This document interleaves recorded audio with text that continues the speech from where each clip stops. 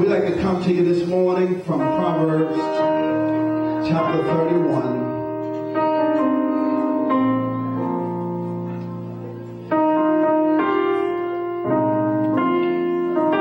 Beginning at verse 10. Who can find a virtuous wife? For her worth is far above rubies. The heart of her husband safely trusts her, so he will have no lack of gain. She does him good and not evil all the days of her life. Some way or another from that verse of scripture, I'd like to use as my subject this morning, she's not perfect, but she's my mama. She's not perfect, but she's my mother. Amen. You may be seated. I try not to be here too long. And again, I make those promises and I know I can't. I had one page last Sunday and I still went a little longer than I had planned. And so, but we just thank God today that mothers represented, amen, stood before us and sung praises and worship God. And Restoration has a little growth. And we're going to see if we can try to get the youth, amen, to fill in a Sunday, amen, to sing. And then we got Minister Newsom who like singing. And we like hearing him sing. And we can probably, Brother Randolph clapping, but I'm getting ready to call his name too.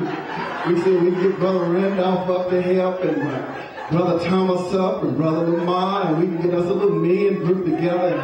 Amen. We'll throw us. Amen.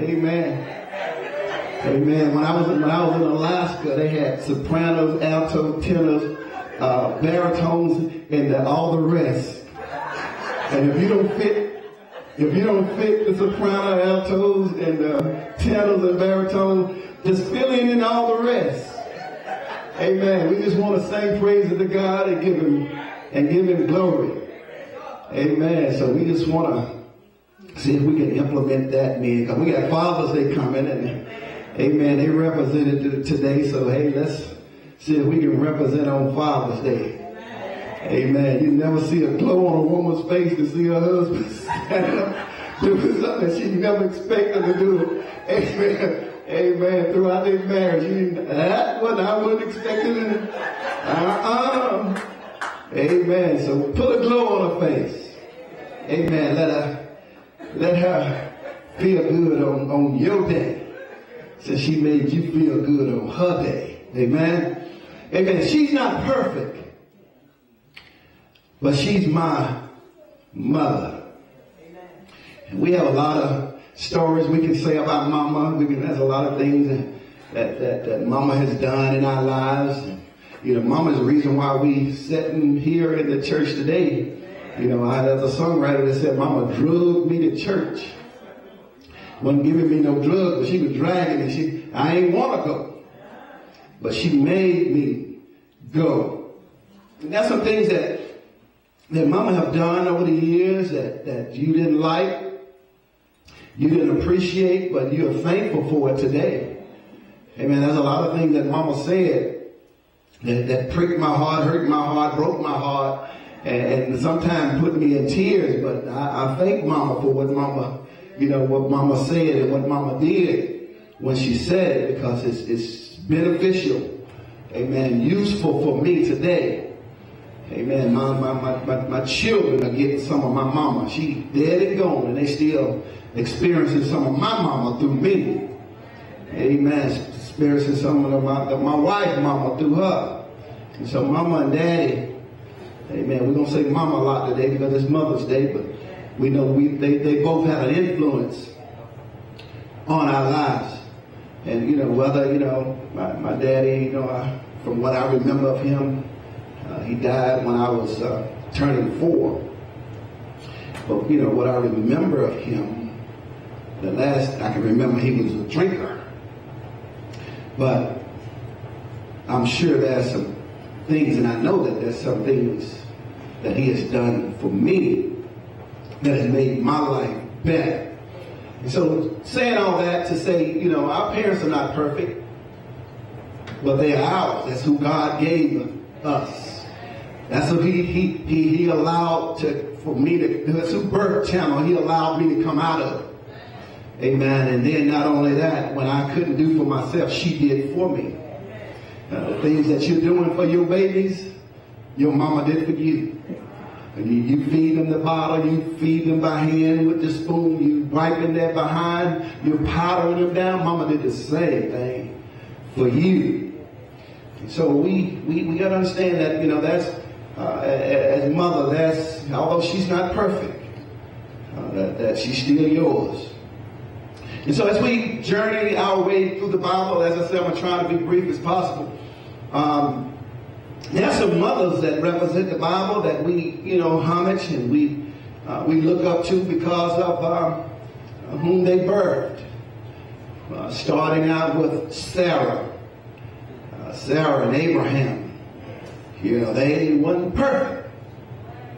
Amen. But that was still Isaac's mother. God came to him and talked with her and told her that even at your old age, you're going to bear a child. And with that, she laughed. Not perfect, but still his mother. And there's a time where God has given you insight and God has given you things that he's going to do in your life, and you laugh about it.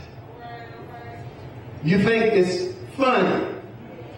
Not because God said it, and not because you feel that it was a joke, but because you feel that it was impossible to happen to you. And God has talked with you and tried to share with you and try to get you to somewhere, to a different place in your life.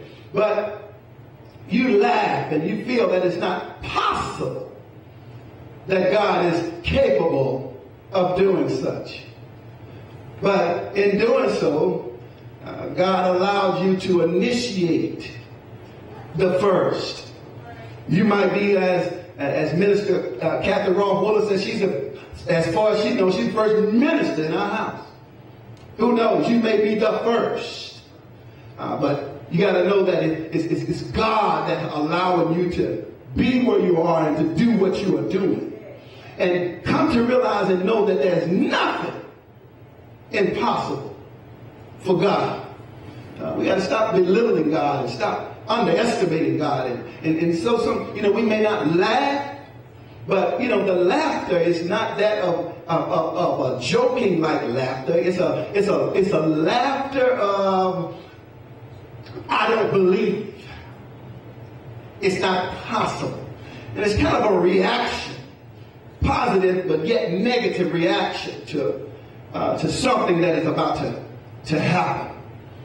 So we find here that although Sarah is not perfect, but she was still our mother that God allowed to begin a lineage. And so God has a beginning in you. And so we have to know that although I'm not perfect, it doesn't mean that it's not possible.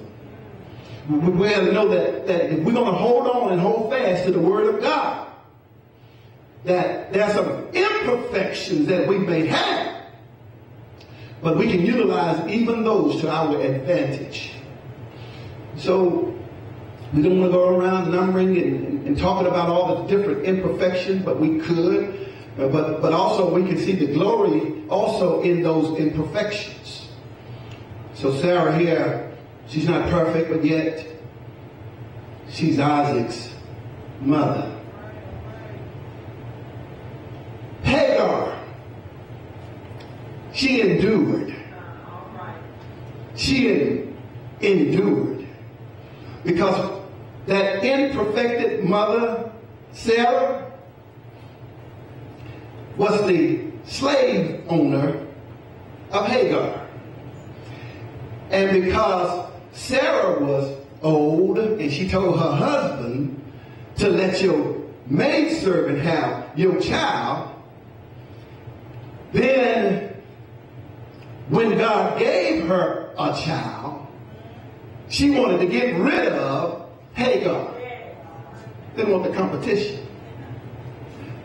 And because of that,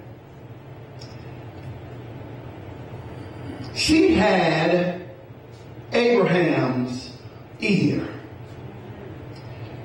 Let me tell you something. The First Lady of the United States is not powerful because she's the First Lady. She's powerful because she has the ear of the most powerful man in the world. And so Sarah had Abraham's ear. And she constantly stayed in his ear. You got to get rid of Hagar. And Hagar endured that. She endured and endured, and she held up, and she was about to give up. But God spoke to her. And God told her, just hold on. Hold on. And Abraham, and with Sarah being in his ear, told him that, with Sarah in Abraham's ear, told him, send her away. And they went walking in the desert. They went as far as they could go. And they was about to call it quits. But God allowed water to flow from the rocks. She endured, and God said, don't give up, don't quit. Because there is also a nation in him. You got to endure. You ain't perfect. But endure. And God will allow you, and he'll show you that you're still able. That you can still do what he has called you to do. You can't quit. Here, Moses trying to give God an excuse that I can't talk right. God said, I have a purpose in you. Endure the criticism. Endure being talked about and ostracized because you can't speak right. Or whatever it is that you feel that you're incapable of. But just know that God has a purpose, and it's in you. So endure, mothers. Endure when he staggers in at night. Endure when you feel like he's messing around. Endure when you feel like you're down to your last dime. Just hold on and wait on God. But you can't get up. You can't give up. Hold on. Because God has an escape, a way out for you. And then as we go on, we find out that as we look at this and we see these mothers, we sometimes see that there's a link here. You know, from Sarah, and there's not really a link between Sarah and Hagar except for the relationship as slave and slave owner and sharing the same husband. But as far as kinship. But here, next is Rebecca. Rebecca was a woman of great faith. Rebecca, the wife of Isaac, that came from the mother Sarah, who was the one that gave Hagar a hard time. But here Rebecca, we see her as a deceiver, but also a woman of great faith. What are you saying there in that statement, Pastor? She has great faith, but she's a deceiver. Everybody that walks in the house of God still got issues. They believe in God, they trust in God, but they still got some issues. So she was a deceiver. How was she a deceiver? Now Rebekah was the mother of Esau and Jacob. And so, who is Jacob? What we call Jacob? Huh? Deceiver? Well, then they call him the deceiver. And so now we see him, his mama was a deceiver. So how was his mama a deceiver? His mama was a deceiver. Now we know that Jacob came out trying to get the birthright. He came out holding on to the heel of Esau. So he come out grabbing and trying to get the birthright to being the first child. And so now he couldn't get it coming out the womb. He gonna try to get it while he out the womb.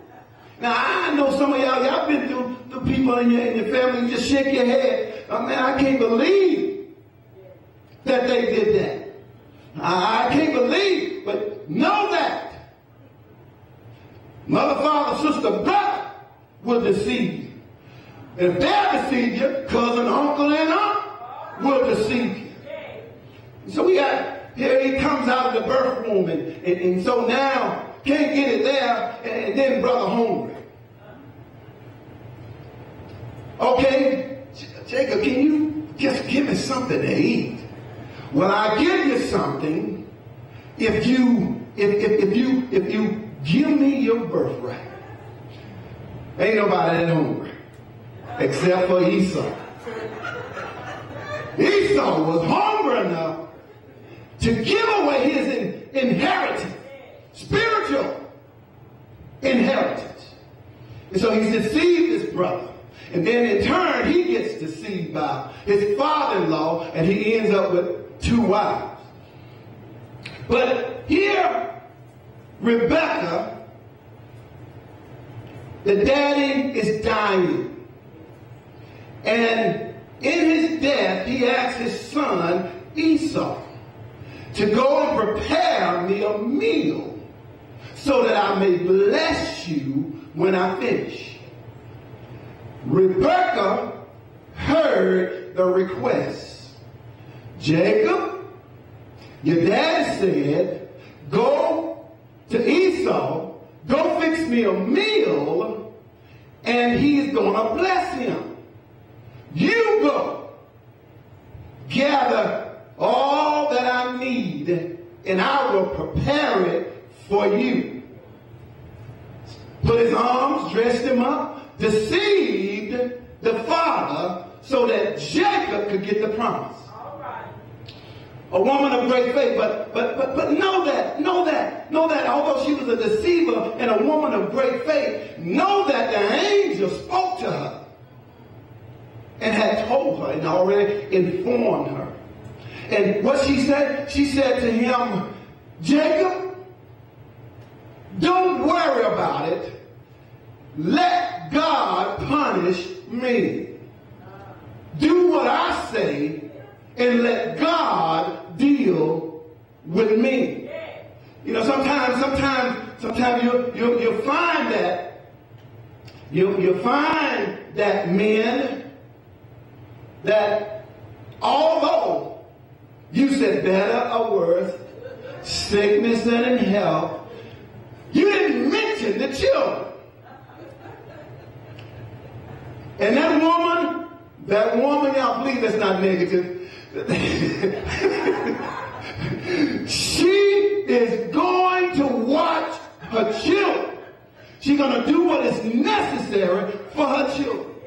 And she will deceive you for her children. And she'll say, let me deal with your daddy. You do what I told you and let me deal with your dad. And so they're gonna do what they need to do when they need to do it. She's not perfect, but she's mother And she's your wife, and she gonna do. She done been with you long enough to know how to deal with you. She done been with you long enough to know. So she's a woman of great faith, and so she's been with God, and she's walked with God, and she's dealt with God, and she's heard the promises of God. And so she said, let God deal with me. And you go and do what God has called you to do. Because there's a nation inside of you. And so there was some deception that took place during that time. Leah and Rachel, these two mothers of Jacob, not Jacob, but Jacob's wives, they had to share. They had to learn to share Jacob. Now, I'm not going to even talk about you sharing no other man. I know what you think. I ain't going to make it. No, sir. No, sir. But this is what they had to do. And but God is just great. God is just good. God is just, he's just, and see down here this deceiver was learning, this Jacob the deceiver was learning that you can't deceive God. God will show you how to do it the right way. So now Jacob all madly in love with, and he wants to marry Leah, and he was deceived by his father-in-law. He doesn't work for this lady to take her in marriage. Leah or Rachel, one of them came first. But he wanted to marry this lady. He was madly in love with her. And I don't know, man, they must have really got him drunk on his marriage night. For him not to know who he was marrying. But they said when he woke up in the morning, it wasn't the woman that he wanted.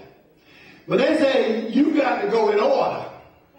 Just like you hanging on the heels of your brothers, taking his birthright, taking his order, you're going to follow the order in my camp. So you're going to take my firstborn first. And if you want the one that you really love, you're going to have to work even harder for her. And so she ain't perfect, but she's my mother. And you're going to have to share her with other siblings. And there are times when you feel like she is treating brother right, or she's treating your sister right, and you feel like she's really just growing you up. She's really just making you a better person. She's really just allowing you to follow your order. She's letting you see what it's like to get to where, or what sister or brother got to, so you can see what to expect when you get there. That you got to earn it, you got to work for it. And so mother has to share her children. She has to share her siblings, your siblings with you. But you got to know that, you need to know that she and her husband, the father, love you just the same as he loved all others. But there's something different about you. There's something uniquely different about you that you can't see, that she can see. And so because of that, she raised you and teaches you in accordance to you. And so mama's sharing, she has to share, but you're going to feel disappointed. You're going to feel that she ain't right. You're going to feel like that she don't love you, and you're going to feel like I ain't raising my children the way mama raised me, and you're going to be talking all that noise. But you're going to know, and when you have your children, that it was for your good. And it was for your greater good. And because that she was patient, God remembered Rachel. And because Leah had the children, she had 10 of them, from Rachel came Joseph and Benjamin. And so God remembered her. And so God remember you. God is going to be good to you. God is going to be gracious to you when you share and when you learn to share. Because between the two of them came the 12 tribes. And so we know what went from there. I'm getting close, y'all. But they're not perfect. And you got to know that one of these is in you. One of these women, or all of them, might be in you. But here we find that Jezebel, the mother of Moses, a mother with a plan. Because all the children of Egypt, not Egypt, but the children of Israel at this time was being destroyed by Egypt. And all the children was being killed or thrown in the Nile, or when the handmaiden would birth the child. Because what happened here is that the child of Rachel became so great that he began to rule secondly in this nation. But the Pharaoh that took over forgot about Joseph. And he began to torment the people of Israel because they was growing. And so they got too big in Egypt. And so to help with this problem, they destroying babies. They getting rid of babies. So Jezebel had a plan. She hid her baby, and then for 3 months she hid them, and then she decided that because they worshiped the Nile so much, and they was throwing the babies in the Niles, destroying them, that these people would feel that God is giving them a child back from the Nile. And so she put her baby in a basket and sent him down the Nile into the house of Pharaoh's daughter.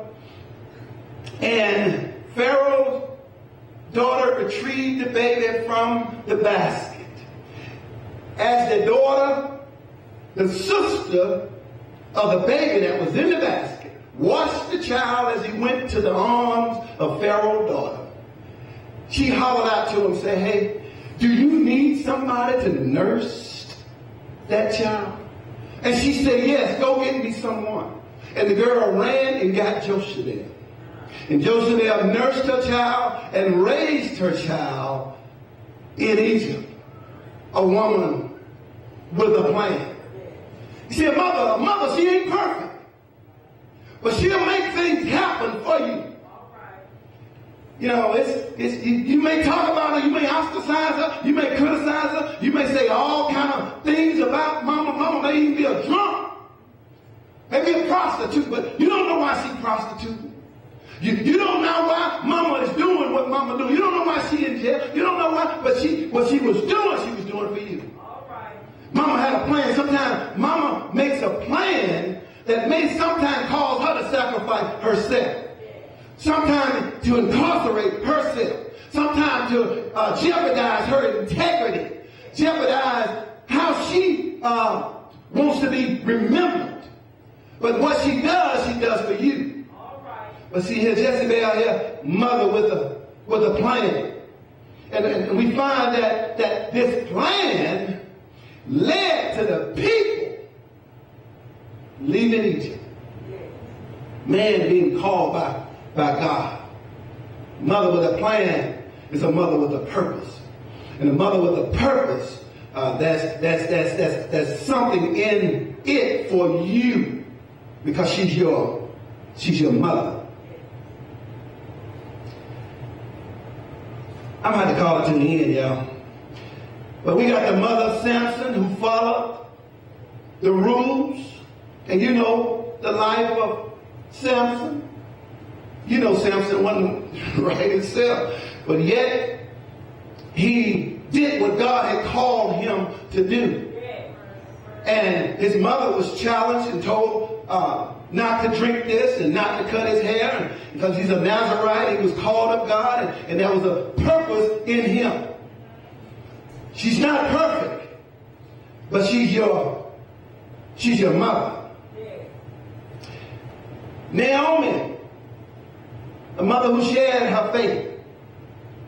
Now, although this mother lost her children, she lost her sons, and she lost her husband, and she felt that the only place for her to go was to go back home. But this mother ended up having a daughter. You know, some children say to their in-laws, don't call me son-in-law, call me your son. Call me your daughter because I feel close to you. I want you to be as if you are my mother. And I have love for you. And so we see that in Ruth when she told her, your God will be my God. Where you live, I want to live. And so she wanted that relationship. But she shared her faith. And we come to find out that when she shared her faith with Ruth, and she told her all that she needed to tell her, that she gained a son. And this son called Boaz. And so Ruth ended up with Boaz. And so we see that from this line come Ruth and Obed to Jesse, and from Jesse we find Jesus. Hannah, the mother of Samuel, a mother who keeps her promises. She held on to her promise. God, if you give me a son, I give him back to you. That's why Mama drug us to church. Because Mama want to give you back to who gave you to her. And she'll bring you to church because she wants you to learn of him. Come to know him and find out what he can do for you. And so she held on to her promise. Lord, you give him to me. I'll drag him to church. I talk about Jesus. I sing praises to him. I sing lullabies to him. I pray with him and teach him how to pray at night. I will give him back to you. And she held fast to her promise. And then we find Elizabeth. She's the one that believes in miracles.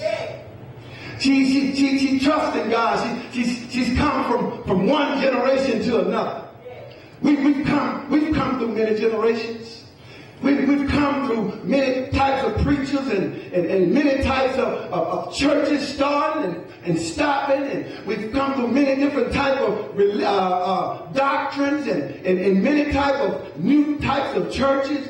And we've come into knowing Christ and knowing more about him. And now we're speaking in tongues. And now we're dancing for Jesus. And now we're doing flags in the church. And now we're just blowing horns and trumpets. And we're doing all kinds of things because we believe in miracles. We're trusting in God. We're holding fast to what we hear. We're believing and standing on his promises because we're holding on. Because we know that God miracles. Speak to me, speak to me, speak to me, speak to me. We want folks to speak to me. Speak to me. That house is coming. That car is coming. That money is coming. You believe believing in miracles. Oh yes. Oh yes. Elizabeth, a mother that believes in miracles. And now we come to Mother Mary. From the beginning to the end. Mary, the mother of Jesus. And it's okay to say that she's the mother of Jesus, but we know that Jesus came through 42 generations. Just so that Mary could have this baby. All these imperfect women allowed the birth of Jesus to happen. All these women come from Sarah, coming on down to Elizabeth and down to Mary. And we find here where the angel comes to Mary and talks with her and tells her that she's about to have a child. Mary said, it's kind of hard because I haven't been with no man. But she finds herself with a child. And you know God, how he operates, he has to make this thing right. Rachel and Leah had to share. Now God and Joseph got to share. Because the baby is not Joseph's. The baby belongs to God. And so she saying, how is it that I can have a child when I know no man? But the angel said, Mary, you are a mother blessed among women. It's all right to be blessed by God. I want to be blessed by God. If you are a mother, you want to be blessed by God. I don't care how many imperfections you got.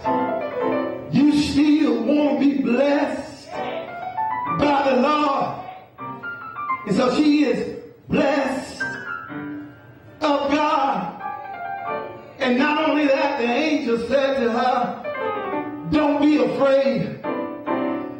You have found favor amongst God.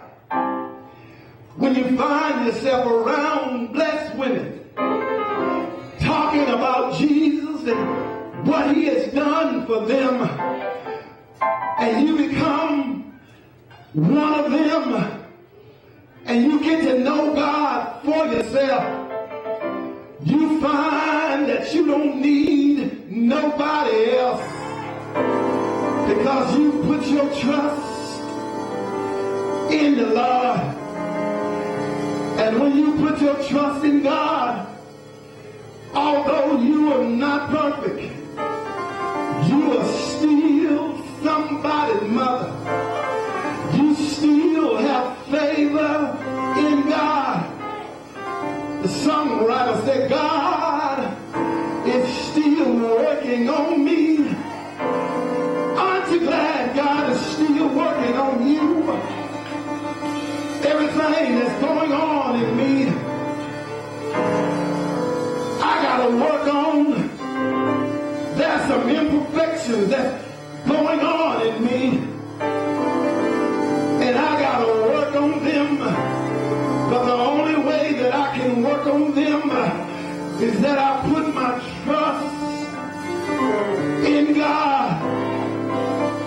Mothers, you're not perfect, but you're still somebody's mother.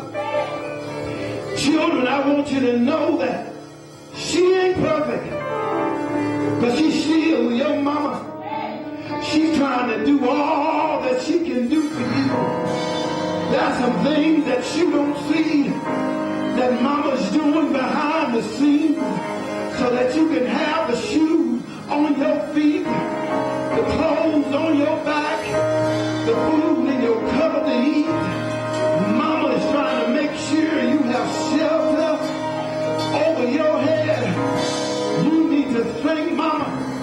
in all her bad things that's in her life. Mama may not walk right, but she's still your mama. Mama may not talk right sometimes, but she's still your mama. There's some things that just might slip out of her mouth, but she's still your mama. You need to know that mama loves you because mama loves God. Aren't you glad? Aren't you glad? The Bible says, I'm looking for a virtuous woman. If I find one, I know that her price is far beyond rubies. Mama may not be a ruby, but mama's still mama. She's still my diamond in the rough. She's still my precious jewelry. I love my mama. She said the heart of her husband safely trusted her. I ain't worried about where she goes, who she talks to, cause that's my woman and that's your mama. I trust her in the decisions that she makes for the home that we live in. Whatever your problem is, whatever your storm, she's not perfect. We the Christian angels want to encourage you to just bring it to the altar. Who woke me up this morning and started me on my way? And who was the one that gave me a place to stay? Yeah. And who was the one who protected me from my own sin? When I heard a voice in my ears that daughter, I've got a calling on your life. Yeah, yeah. Who was the one when I wanted to put drugs in my veins? And who was the only one who delivered me from cocaine? And who was the one? I was abused, said I wasn't gonna go back no more. When I got to the door, the Lord said no more. I've got a calling on